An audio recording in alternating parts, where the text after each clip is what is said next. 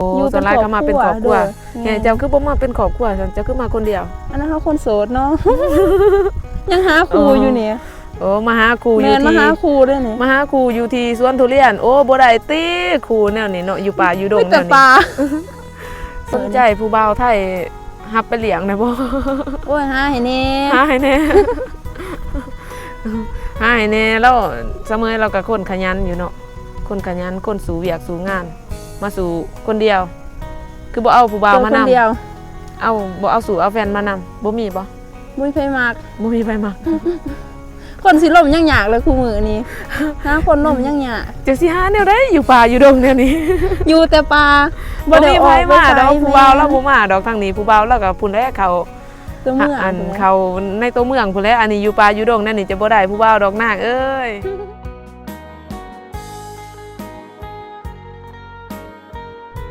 กราบสบายดีสวัสดีพ่อแม่พี่น้องเมื่อสุขูสู่คนเนาะ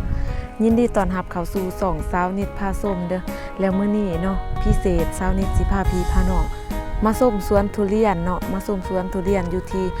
บ้านนำตรวจเนาะเมืองปากซองแขวงจำปาสักเด้อแล้วพิเศษเนาะมื้อนี้สาวนิดสิพาพี่พาน้อง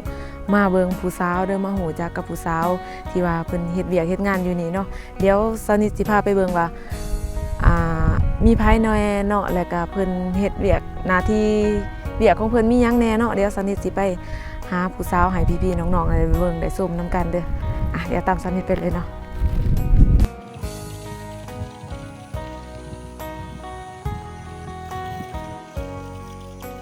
ป้าสุดเขตแขวนแดนดินอุดมสมบูรณ์ที่นี่บ้านนำตรวจเมืองปากซองแขวงจำปาสักเด้อพ่อแม่พี่น้องเด้ออันนี้เป็นสวนทุเรียนเนาะสวนทุเรียนที่ว่าก่อนหน้านี้ประมาณปีใกล้ๆนี่แหละเนาะสนิทได้มาถ่ายคลิปลงสองนี่เนาะ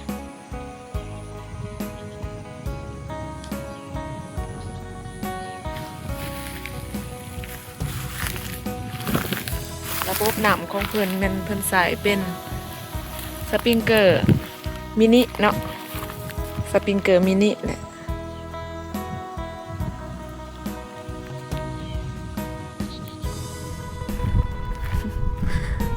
สาวนิดมาหลินน้ำหน้าเนาะอยู่นี่มาหลินน้ำหน้าแหละบังเอิญว่าเห็นเวียกเห็นงานของข้าเจ้าแถวนี้เนาะแล้วก็เลยว่าอยากมาพาพี่พาน้องมาหยอกผู้สาวแน่เนาะ ผู้สาวเพิ่นเฮ็ดเวียกอยู่แถวนี้แหละโอ้ระบบน้ำของเพิ่นคือคักแห้งคักหลายสปริงเกอร์แบบหัวมินิเพิ่นใส่กว้างได้นี่พุ่นสุดขอบตาไปเบิ่งพุ่นแล้วเนาะแต่ว่านี่มันเป็นผู้เด้อเป็นผู้เนาะนี่ผู้สาว สบายดีผู้สาวเอาใหม่ก่อนเด้อแบบหนึ่งเนาะขอสัมผัสได้บ่เนี่ยได้ความนางผัก35 นาทีขออนุญาตติดใหม่เนาะโอเคสิถามหาคนงานแล้วคนงานอยู่รุมเบิดได้ล่ะแม่นบ่แม่นก็คือมานางอยู่เถิงเจ้านี้งานบ่นี้ มานางผักมันหกหลายเสียหยาทางนั้นโอ้แม่นบ่แม่นคือมานางผักหัวหน้าสิบ่หายบ่ดิ ถือกระจกอีกได้มานางพักเพิ่นว่าพัก15 นาทีโอ้พัก15 นาทีแต่ว่าเจ้าขึ้นมาพักอยู่มองกว้างๆนี่เสียหยาอยู่ป่า6พุ่นเสียหยาป่าคนงานแม่นคนงานอยู่รุมเบิดโอ้พาไปหาคนงานได้บ่ได้จักหน่อยไปตีลงไปทางรุมซั่นแต่ว่าจักหน่อยก่อนดอกว่าตอนนี้ขอสัมภาษณ์คนงามก่อนได้โอ้เป็นหยังคนงานเอาไว้ทีหลังแต่ว่าเอาคนงามก่อนตอนนี้ โอเคทักทายสบายดีเนาะพบกับ2สาวนิดพาส้มเส้นเก่าเส้นเคยเด้อแล้วมื้อนี้ฮะนั่งหรือยืนนั่งก็ได้ยืนก็ได้ยืนก็งามยืนเจนกงทุเรียนนี่แหละสมว่าอยู่สวนทุเรียนเนาะเป็นปีแล้วปลูกกับมือได้นี่ปลูกกับมือได้นี่แม่นบ่แม่นฟังนี่ปลูกเองนี่แสดงว่าจะมาปลูกดนแหละปลูกปีกายปีซื่นนี่โอ้มาแต่ปีกายปีซื่นแล้วว่าติ3 ปีนี่แน่นอนปีนี้กำลังเดือน1เด้3 ปีนี้ โอ้ก่อนอื่นเมื่อก็สิมาสัมผัสคนงามนี่แหละก่อนคนงานเอาไว้ทีหลังเนาะซื้อจังได้เด้ผู้สาวนี่ ซื้อเมย เสมย เสียงแหบเด้อเป็นหวัด ซื้อเสมยเนาะโอ้จะเป็นเพิ่นยิ้มหวานปากคือสิมักปากมักเว้าอยู่เนาะ แม่น เสมยอายุจักปีแล้วล่ะ 20 ปี ปุริ20 ปี แม่น โอ้ สิยวงเสื้อเอ็ดเลยได้อนี่ ห่างกันกับสนิท10 ปี สนิท30เด้อแต่เสมย20 ปีเนาะโอ้น้องมาเฮ็ดเวียกอยู่นี่ดนล่ะบ่ สิเขาปีป้ายนั่นไรก็ได้ปีกับ ไล่แท้ๆปีปลาย แม่นไรปีป้ายซะ ต้นทุเรียนนี่เจ้าบ่ปลูก แม่น โอ้แสดงว่ามาแต่สมัยบุกเบิก แม่นบุกเบิก เขาเฮ็ดมาจักปีละสวนนี่ ประมาณสิเขา2 ปี โอ้สวนนี่บ่ แม่น บ่อยากจื้อบัด แต่เคยเฮ็ดมาก่อนแล้วก็สิว่าเขาบุกเบิกมาแล้วเขาก็มาทันสวงบุกเบิกคือกันหันนะแต่มันคนละฟัง มานี่เป็นปีแล้วเนาะได้ผู้บ่าวอยู่บ่ ผู้บ่าว ผู้บ่าวมันก็บ่มีแล้วสำหรับคนล่มลิ้นล่มหยังก็พอล่มไปอะนะพี่ อืมสาวเมยเนาะโอ้จะแม่นงามมากปากมากเว้าอีกได้ดีแล้วหาผู้สาวมาให้พี่ๆ FC ได้เบิ่ง เพราะว่าพี่ๆ FC หลายคนก็ถามหาหลายแห่งเนาะสนิทไปถ่ายคลิปผู้สาวแหน่สนิทก็บ่จักสิไปถ่ายไผเนาะแล้วก็มื้อนี้เนาะสนิทก็บังเอิญว่าได้มาทองมาเที่ยวว่าซั่นซะมาเปิดหูเปิดตาเนาะมาเยี่ยมยามถามข่าวหน้าแน่เนาะเพราะว่าน้าสาวของนิดเฮ็ดเวียกอยู่นี่แล้วนิดก็เลยถามว่าแถวนี้มีผู้สาวให้ถ่ายคลิปอยู่บ่เด้เพิ่นว่าลองไปเบิ่งเพิ่นว่ามีอยู่ผู้สาวหันเพิ่นว่าฮักแต่ว่าบ่ฮู้ว่าเขาสิเข้ากล้องนำหรือบ่ย่านเขาน่าอายว่าจัก บ่อายติเสมอนี่บ่อายติ โอ้ยเคลื่อนกล่องหน่อยนึงบ่เคยเขากล่อง เกินกล่องหน่อยหนึงถือหัวกระจกสิเสียหยาตอนนี้พัก15นาทีเนาะโอ้พอดีแล้วได้อันนั้นขอเวลา15นาทีบางทีก็บ่ฮอดดอก15นาที แม่น มาสัมภาษณ์พูดคุยก่อนกับคนงาม บางทีม้านเนาะได้ผู้บ่าวในสองของสาวนิด บางทีได้ผู้บ่าวใน FC ของสาวนิดเนาะ โอ้มาเฮ็ดเวียกอยู่นี่เป็นปีแล้วเนาะ แม่น คือสิได้เงินหลายเลยติ โอ้ยเงินเก็บก็ได้พอแต่ฝากเมื่อบาท ฝากเมื่อเฮ็ดหยังบ้านคือบ่เอามาเก็บไว้ใส่ ก็ไว้ใส่แน่ฝากเมื่อทางบ้านแน่ให้พ่อให้หยังหั่นนะพ่อแม่อยู่ทางบ้านเด้ แล้วมานี่มาคนเดียวบ่มาหาเงินคนเดียวบ่เนี่ย แม่น โอ้เขาเสียอีหยังหยาแถวนั้นเขาเสียแนวใดเสียหยาแนวใดคือว่ามันบ่เป็นตับเสียไปติลองพาไปเบิ่งนะ ไปสิพาไปเบิ่งซั่นลงไปลุมคนงาน มีผู้สาวบ่อยู่ลุม มี หลายบ่ 2 คนผู้สาว ผู้สาว2คน แม่นไปสิพาไปเบิ่งก็เด้อ ไปบางทีมีหมู่เนี่ยเนาะ มันเสียหยาอยู่ป่าพักผ่อนก็ขึ้นมาเทิง นอกจากสิเห็นคนงานแล้วยังเห็นคนงามอีกเด้อพี่ๆน้องๆเนาะ พูนผู้สาวพูนทั้งลุมเบิดเลย คิดว่านี้งานมาบ่แม่นบ่ บ่พักพร15 นาที โอ้เพิ่นให้พัก15นาทีเนาะสวนของเพิ่นกับระบบน้ำเพิ่นใส่ระบบน้ำสปริงเกอร์แบบนี้หมดเลยเด้อยังใกล้บ่แล้วแต่นี่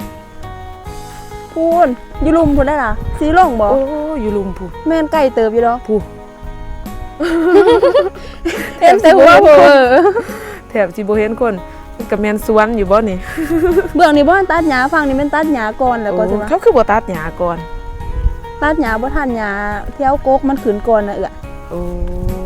เนี่ยคือแนวนี้หญ้าขึ้นก่อนบางเทื่อ แถวนี้นี่มันบ่ทันอันนี้เนาะ เนี่ยคันถ่ายเป็นแถวนี่ก็สิเห็นอยู่นี่คือเนี่ยนี่แหละจน หัวห แล้ น้าว บ่หายติมาถ่ายคลิปนั่นนี่ บ่เป็นหยัง บ่เป็นหยังหัวหน้าใจดีอยู่ เออ เนาะ เพิ่นหาใจดีเพิ่นหา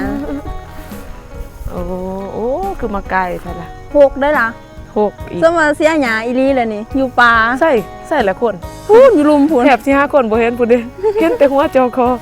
ผู้สาวบ่อันนั้นอยู่ไหนหั่น แม่น2 คน โอ้ผู้สาว2คนป๊าด ชาย3 5 คน โอ้มีผู้บ่าวอีก พกกับน้องเลยผู้หนึง โอ้ คนงาน6 คนแล้วนั้นแบบแบ่งหน้าที่บ่คือกันนะ อืม แต่ละหน้าที่บ่คือกัน คนงานทั้งหมดมีจักคนอยู่ในนี้ สิเขาเศร้าปลายเลย สาวป่าย แม่น โอ้ก็มีหลายกว่านี้อีกบ่ บางครั้งอะยามพักเที่ยงน่ะมีหลายบางเทื่อก็4-50พุ่นแหละคนงาน ส่วนนายนักเรียนเนาะครับ แม่น เนาะ พักเที่ยงนี่หลายคนงาน โอ้เจ้ามาเฮ็ดอยู่นี่ปีป้ายแล้วเนาะ แม่น คือ คือสิได้เงินเก็บหลายอยู่ติ โอ้ยเงินเก็บก็ได้ ก็พอมีอยู่น้อยนึงถ้าสิว่ามีหลายก็บ่มีดอก ขอถามแน่อันนั้นเงินเดือนนี่ ได้เดือนหนึงเท่าใดนะเจ้าเฮ็ดเวียกอยู่นี่ เงินเดือน แม่น เป็นรายวันถ้าว่า เป็นรายวัน ถ้าว่าเอาเป็นเดือนนะก็ได้แต่ว่าเดือนหนึงแค่2ล้าน4เฮ็ดเวียกมีแต่หอดวันผิด อ๋อวัน เดื จั อน นท หนึ ร์ งแม่นเดือนหนึง วันจันทร์หอดวัน 4 เสาร์ แม่น วันจันทร์หอดวันเสาร์แล้ววันอาทิตย์พัก แม่น อืมตายพี่น้องเอ้ย สิไปหาผู้สาวให้ผู้เจ้าใดจังได้ผู้อยู่ป่าพู้ คันแถวแป้นๆก็สิบุไปอยู่เนาะอันนี้อยู่ป่าผู้ใส่ไหลหัวก็บ่เห็น บ่เห็นแล้ว คือสิบ่ได้เข้าไปเด้อไว้โอกาสหน้าซะเนาะ โอ้เป็นหยัง บ่เห็นคนงามก็เห็นคนงามนี่เอาซะก่อนเอาคน แล้วมัน งาม หกแล้วก็เลย ต้อง ขึ้น เคีย มาง พัก คู่ อยู่ กับ เทิง สวนทุเรียนงาม โอ้ยมีโอกาสมาเที่ยวมาชมในเด้อบัดมันใหญ่ ๆบัดใหญ่เนาะตอนนี้ แม่ สิมาอีก มันใหญ่มากแน่นี่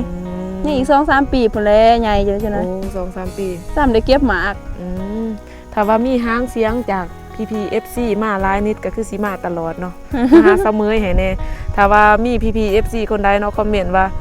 สนิทไปหาเสมอให้แน่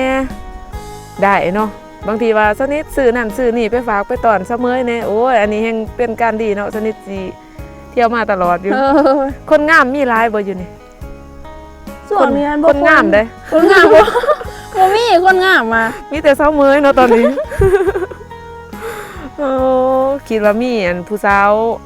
หลายๆคนบ่แม่นเนาะบ่ทันมีเนาะ แม่นยามพักเฮียนในหลายเอื้อย อืม คนงานนะ มีแต่เสมอนี่บ่ได้เรียนเลยติ เฮียนจบแล้ว จบม .7 ก็ยังมาอยู่นี่ประจำเลยก็สิว่าบ่ค่อยเที่ยวเมื่อบ้านนึงเฮืองเทื่อบางเทื่อนะ อืมมานี่ก็บ่มีผู้บ่าวมาหยอกมาใหญ่แน่บ่คนงานนำกันเนี่ย ผู้บ่าวก็สิหาคน มีแต่ผัวเขาติ ผัวเขา มีแต่ผัวเขา เขามาเป็นครอบครัวหั่นนะ โอ้ส่วนหลายเขามาเป็นครอบครัว โดย เนี่ยเจ้าคือบ่มาเป็นครอบครัวซั่นเจ้าคือมาคนเดียว อันนั้นเขาคนโสดเนาะ ยังหาครูอยู่นี่ โอ้มาหาครูอยู่ แม่นมา ที่ หาครูด้วยนี่ มาหาครูอยู่ที่สวนทุเรียน โอ้บ่ได้ติครูแนวนี้เนาะอยู่ป่าอยู่ดง มี แน แต่ ว ป นี้ ลา สิมีครูแต่ซ้ายมาหาเจ้าจะเบิ่งแน่จะเบิ่งนี่ญาติพี่น้อง แถวสิบ่เห็นกกทุเรียนแล้วนี่ เพิ่นว่ามาหาครูอยู่สวนทุเรียน หาครูมันต้องหาอยู่ในตัวเมืองซุ่มซ่นคนร้ายและน้องเมยเอ้ย ขนาดเท่านิดนี่หาอยู่ก็ยังบ่เห็น เอาว่าบ่ได้เนาะบางทีมานนำกัน โอ้แถวนี้มันอันนั้นเนาะเขาเจะเฮ็ดสวนหลายเนาะบริษัทหลายเนาะ ถ้าน่ะก็บริษัทเป็นสวนมะขีกาว สวนหมากขีกา แม่น ขอเวลาเพิ่น15นาทีนายก็อย่าฝ่าวมาเด้อโมงนี้ ขอสัมภาษณ์ผู้สาวงามก่อนเนาะสาวเมยเนาะอายุ20กำลังสิก้าวเข้าสู่21ปีเพิ่นว่าเพิ่นเรียนจบม .7 แล้วก็มาเฮ็ดเวียกอยู่นี่เลยเนาะบ่ได้ไปหามไปเรียนทางอื่นบ่ บ่ บ่ได้ไปหาเงินอยู่ไทยอีก บ่ บ่กล้าไปบ่หรือว่าแนวใดหรือบ่อยากไป ใจก็อยากไปนั่นแหละเงินค้ำนี่หาคือเห็นแล้วคู่มืออันนี้จะเอาเงินแต่ไสไปล่ะเฮ็ดบัตรเฮ็ดเบอร์ เฮ็ดบัตรก็ แม่ หลายเนาะ เฮ็ดเบิดหลายพันเติมเลยแต่ว่าไปนะ บริษัทนี่ซื้อจังไดน่ะ บริษัทจำปาลาว บริษัทจำปาลาว โดย เนาะเป็นบริษัทของไผของอันนั้นของลาวเฮาเองบ่หรือว่าของเวียดของจีนของอีหยัง ของไทย โอ้ แม่น ของไทยบ่นี่ แม่นเจ้าของเพิ่นเป็นคนไทย โอ้เป็นบริษัทของคนไทยเนาะ แม่น โอ้โดยเพิ่นว่าพัก15นาทีเนาะว่าสิพาพี่พาน้องไปเบิ่งคนงานพูดเห็นแต่หัวทุกคนบ่ไปก็ได้เนาะ แม่น มีผู้สาวนำแม่นบ่ในหั่น สาวสอง นี่ ค ดิ น นี่ดิเห็นผู้สาวอยู่ แต่ว่า เบิ่งจากทางเขาสนิทว่าบ่ไปดีกว่าเนาะ ถ้ามองแป้นๆก็อยากไปอยู่บ่แม่นว่าอันนี้เด้อเพราะว่าสนิทก็บ่ได้อันนั้นถือเครื่องถือของอีหยังมากกะเกี่ยมว่าซั่นซะก็คิดว่ามาหลินมาอันนี้หาหน้าซื่อๆเนาะแต่ว่าบังเอิญมาเจอผู้สาวเนาะก็เลยมาถ่ายคลิปมาฝากพี่ๆน้องๆนี่แหละให้ได้เบิ่งได้ชมนํกันเสมอเนาะเจ้าคนอยู่กับนี่บ่นาง บ่คนแต่เสกองมาเฮ็ดเวียกอยู่นี่ คนเสียกองมาเฮ็ดเวียกอยู่ โด นี่ ย แม่นบ่อยู่บ้านใดค่ะ อยู่หวานนนวิไส บ้านโนนมีไส้แฮ่กับบ้านเดียวกันแต่ว่ากับข่อย แม่นเขาอยู่ขุมทหาร อยู่กลุ่มทหาร ขุม สนิทอยู่กลุ่มห้องเรือเด้อ คนละขุม คนละกลุ่มเนาะเจ้าเคยเห็นข่อยบ่ บ่ บ่เคยเห็น บ่ค่อยอยู่บ้านดอกเอ้ย อ๋อเจ้าบ่ค่อยอยู่บ้าน แม่ เจ้าไปไสสันไปหาเงินนี่ มาหาเงินเลาะคือได้มาอยู่แบบเฮาอยู่เป็นหลักคือในเฮาบ่เฮาอยู่ขนาดดีเฮาก็อยู่ได้หันนะเฮาก็อยู่เลยนี่ก็ เงินเดือนน้อยก็อยู่ได้เนาะ แม่นหัวหน้าละใจดี โอ้คันเอาเป็นเดือนนี่2ล้านป้ายเนาะ แม่น 2ล้านป้ายป้ายเท่าใด 2ล้าน4 2ล้าน4โอ้ 2ล้าน4คันเป็นเงินไทยก็ประมาณ 4,000 กว่าบ่ฮอด 5,000 ซับประมาณ 4,000 ซับเนาะกว่าน้อยนึงนี่แหละบ่ฮอด 5,000 ซับเด้อโอ้ ค่าของสีมันก็แพงเนาะเอ้ย บ่สนใจผู้บ่าวไทยรับไปเลี้ยงได้บ่ โอ้ยหาให้แน่ หาให้แน่ หาให้แน่แล้วเสมอเราก็คนขยันอยู่เนาะคนขยันคนสู่เวียกสู่งาน มาสู่คนเดียว คือบ่เอาผู้บ่าวมา คน นำ เดียว เอาบ่เอาสู่เอาแฟนมานำบ่มีบ่ บ่มีไผมัก บ่มีไปมา คนสิล่มยังยากเลยคู่มือนี้หาคนล่มยังยาก จะสิหาแนวใดอยู่ป่าอยู่ดงแนวนี้ อยู่แต่ป่า บ่มีไผมาดอก ไส ผู้บ่าวเราบ่มาดอกทางนี้ผู้บ่าวเราก็พุ่นแลเขา ตัวเมือง อันเขาในตัวเมืองพุ่นแลอันนี้อยู่ป่าอยู่ดงนั่นนี่จะบ่ได้ผู้บ่าวดอกนางเอ้ย อยู่แน่นี่แหละ อ่ะเดี๋ยวสู้ๆเนาะบางทีหอดมือหอดบ้านเดี๋ยวสนิทหาให้ เด้อ โอ้หาให้ตัวเองบ่ได้ก็หาให้น้องให้นุ่งเนาะ บ่ไปเบิ่งบ่ล่ะคนงานนะไกลโพดเนาะ ก็อย่าแหละไว้โอกาสหน้าซะ เป็น ไว้โอกาสหน้าเด้อนางเด้อ เด้อมาเที่ยวใหม่มา ห เบิ่ อดโมงเขาเวียกแล้วบ่บัดนี้ แม่น โอเคหอดโมงลงเวียกเพิ่นแล้วเนาะ15นาทีเพิ่นว่าของการพักแต่ว่าเพิ่นก็บ่ได้พักดอกมาเฮ็ดคลิปนำสนิทนี่ เอาเป็นว่าเดี๋ยวจักหน่อยสัมภาษณ์เที่ยงเนาะสนิทกับสิมาสัมภาษณ์พูดคุยกับน้องตื้มอีกได้บ่ ได้เนาะสิมาเจาะลึกเรื่องส่วนตัวของเรา ให้พี่ๆน้องๆให้ได้เบิ่งได้ส้มน้ำกันเนาะให้ได้รับทราบน้ำกันว่าสันซ่าเนาะประวัติความเป็นมาแนวใดมีที่ไปที่มาจังไดจังว่ามาเฮ็ดเวียกอยู่นี่เนาะแล้วสำหรับคลิปนี้นิดก็คือสิได้ขอโตจบไปเพียงเท่านี้เนาะเพราะว่าน้องเราสิลงเวียกแล้วเนาะเราสิลงไปเสียหญ้าแล้ว กสิบกะรบกวนเราหลายเนาะ ขอบใจ สำหรับคลิปนี้ หลายๆ นิดกสิได้ขอบใจทางสาวเมยเนาะที่ว่ามา ขอบใจคือกัน มาซ้ำให้นิดสัมผัสพูดคุยในมื้อนี้เนาะเสียสละเวลาว่าซั่นซะแล้วไปพอกันใหม่ในคลิปต่อไปเด้อพี่ๆน้องๆสำหรับคลิปนี้สาวนิดกับสาวเมยสิได้ขอกล่าวคำว่าขอบใจ ขอบใจบ๊ายบาย เนาะเพิ่นลงเวียกลงงานแล้วเด้อบัดนี้อู้